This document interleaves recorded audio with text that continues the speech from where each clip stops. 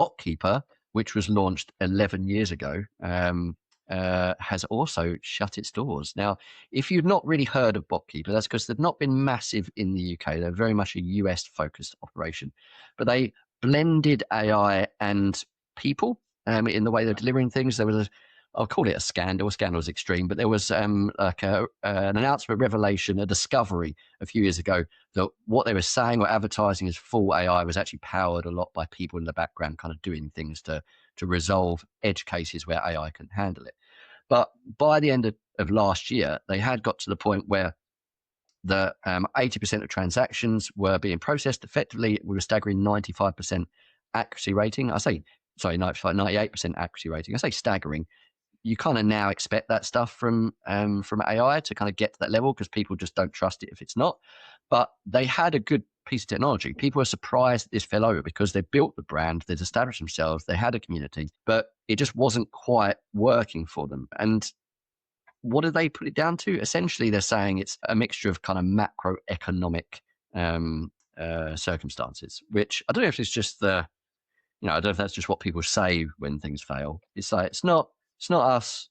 It's just the economy, just things going out that's impacting us. But from what I guess you delve into, they've kind of said they were trying with concept fit. So what the system could do and deliver on against market fit. What's the market going to pay for?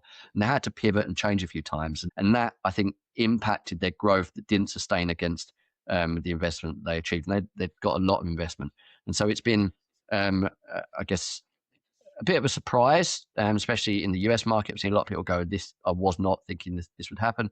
But once again, similar to, I guess, Genesis, there's been a lot of investment in AI. This was one of the first, and they've led the light, and I think they've suffered because of that. But yeah, I mean, it'd be great if anyone else has got some thoughts on this one, because I was less expecting Botkeeper to fall over than Genesis, to be honest. I think on the surface, it feels like a tough market for AI first fintechs overall targeting accountants, and the maybe that's the vision is too bold for what they're trying to achieve. Like you said, 95% accuracy needs to be more like 4 nines of accuracy, which is the American way of saying 99.99% accuracy, and having maybe too little real world context, which is still something that needed to evolve. We're talking about something that has been alive for, was it 11 years that they were alive for? And that during that time, AI has rapidly changed. So I'm not really surprised they had this element of human interaction with it.